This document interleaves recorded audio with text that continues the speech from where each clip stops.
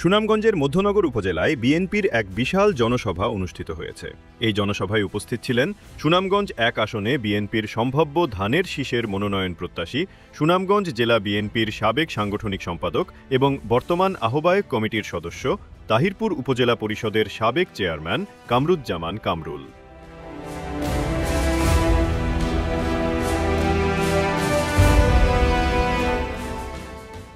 আজ সোমবার দুপুরে মধ্যনগর উপজেলা বিএনপি ও সহযোগী সংগঠনের আয়োজনে মধ্যনগর বাজারে এই জনসভা অনুষ্ঠিত হয়।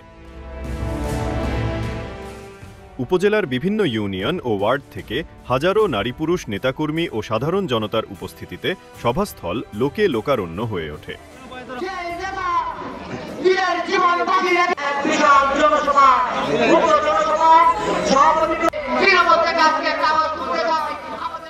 সভায় সভাপতিত্ব করেন মধ্যনগর উপজেলা বিএনপির আহ্বায়ক আবু হায়াত এবং সঞ্চালনা করেন প্রথম যুগ্ম আহ্বায়ক আব্দুল কাইয়ুম মজনু।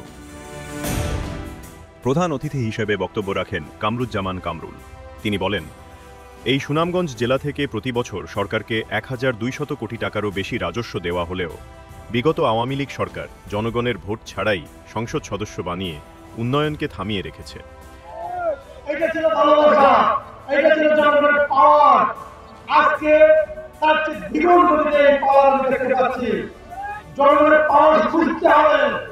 রাস্তাঘাট, সেতু, কর্মসংস্থান কিছুই জনগণের জন্য করা হয়নি।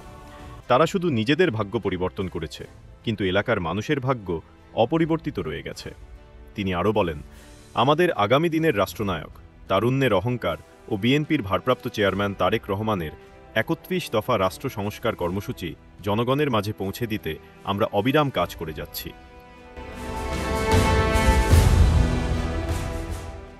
আমি এই অবহেলিত সুনামগঞ্জ ১ আসনের মানুষের কল্যাণে কাজ করতে চাই, নিজস্ব স্বার্থে নয়, জনগণের স্বার্থে রাজনীতি করতে চাই। সভায় আরও বক্তব্য রাখেন তাহিরপুর, ধর্মপাশা ও মধ্যনগর উপজেলার বিএনপি ও সহযোগী সংগঠনের শীর্ষস্থানীয় নেতৃবৃন্দ। উপস্থিত জনতা ধানের শীষ প্রতীকের পক্ষে জোরালো সমর্থন জানিয়ে স্লোগানে মুখর করে তোলে পুরো মধ্যনগর বাজার।